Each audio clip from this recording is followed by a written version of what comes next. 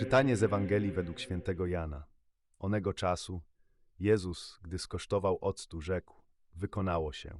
I skłoniwszy głowę, oddał ducha. Żydzi tedy, ponieważ był to dzień przygotowania, aby przez szabat ciała nie zostały na krzyżu, albowiem on dzień szabatu był uroczysty, prosili Piłata, aby im połamano nogi i zdjęto ich. Przyszli przeto żołnierze i połamali nogi pierwszemu i drugiemu, którzy z nim byli ukrzyżowani.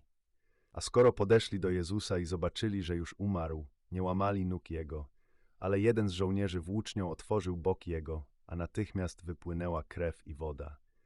A ten, który widział, dał świadectwo i prawdziwe jest świadectwo Jego.